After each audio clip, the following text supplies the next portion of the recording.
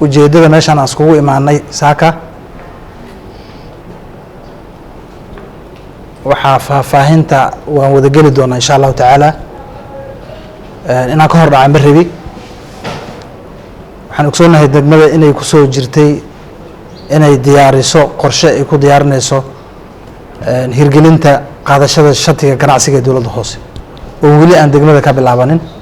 degmada Kismaayo markaan ka hadlayna kaliya ma ahan dhammaan deegaanada degmada Kismaayo hoos timaadana way qaadanayaan bisha January waxaa noo astaysan in la bilaabo qaadashada shatigaas dhammaan goob kasta oo ganacsi oo ku taala degmada Kismaayo maamulka dowladda hoose ee degmada Kismaayo ayaa maamuli doonta shatiga la qaadanayo iyo noocii uu noqonayana waan aragnay anaga wasaaradda ahaan habraaci la mari lahaa baan soo diyaarinay ujeedada maanta waxaa weeyaan habraaci inaan isla aragno inta wada ama dariiqo ee la qaadayo waayo anaga waxaan nahay dowladda hoose ka hor intaanan ummadii adeeg u bilaabin waa in aan anaga isku tababarnaa hanaankii la mari lahaa marka guideline baa jira oo heer wasaarad ah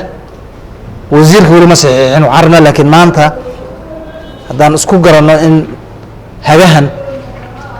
oo anfacayo inaan wasiirka aan ka saxiixno koobiyadiisa asagoo wasiirka u saxiixina aan idin qaybin aad iyo aad baan ma rabi waqti badan inaan qaato ujeedada maanta aan isku imaano waa intaas wixii wax ku dar ah dadka ku shaqeyn lahaa waa idinka annaga waan soo diyaarnay weliba dad khubre ah yaa loo kireeyey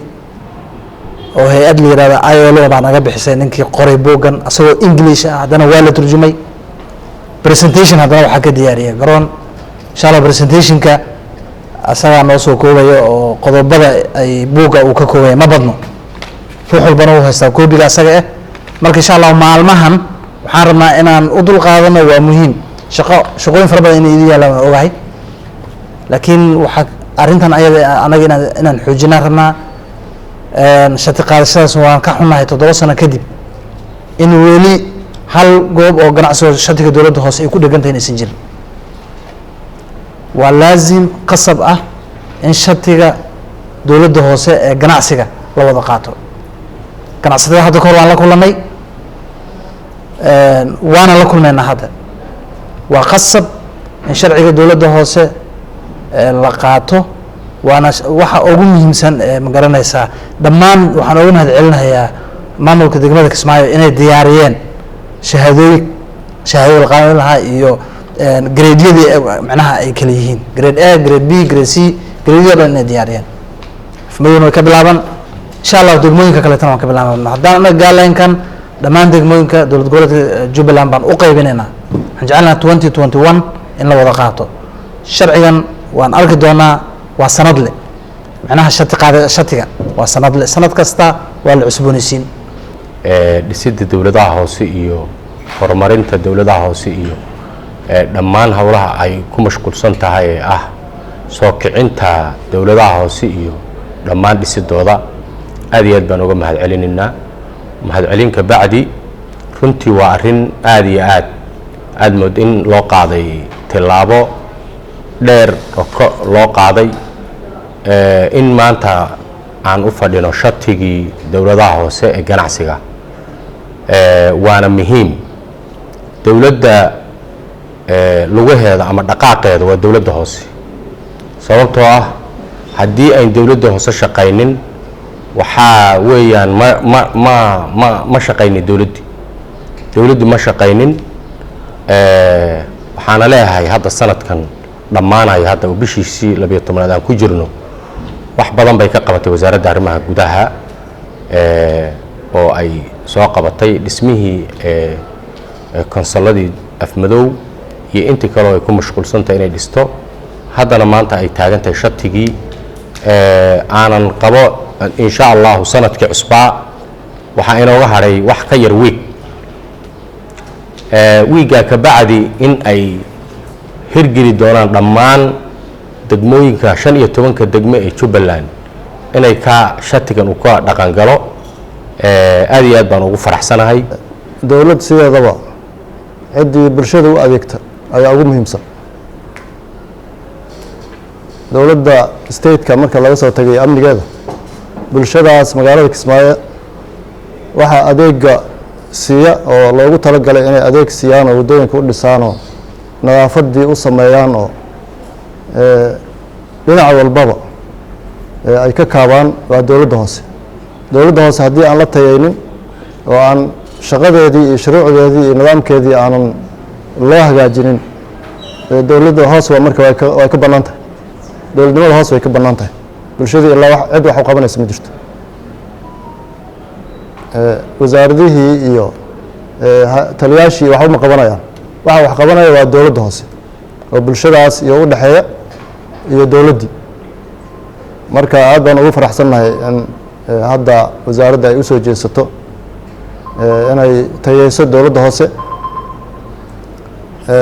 in sha allah horaa loo sheegay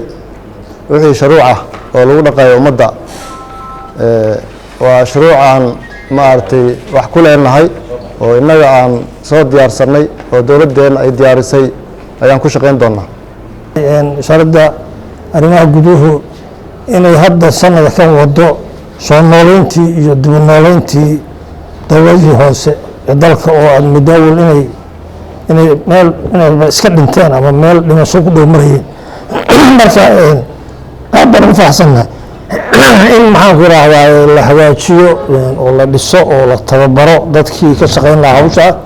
dadkan hadda meesha fadhiya waa dadkan rabna inay shaqada qabtaan shatiyada haddaan inay ka shaqeeyaan dadkii loo aan u soo diyaarinay waay. waxaan jecel lahaa tababaradooda in la badiyo iyo aqoon kororsigooda. waa dhalinyaro ma soo gaarin dowladihii hore iyo sidii wax loo samayn jiray iyo cashuurihii si loo qaadi jiray. marka in maskaxdooda lagu shubo waxa cusub oo hadda la rabo inay sameeyaan waa muhiim. haddii alla yidhaahdo wixii hadda cusub oona ku soo kordhay meesha annaga dowlad baan ahaan jiray. dowladda hoose waa shaqayn jirtay waana joogi jirtay. shuruucdeedii iyo nidaamkeediina waa la hayaa waa jiri jireen.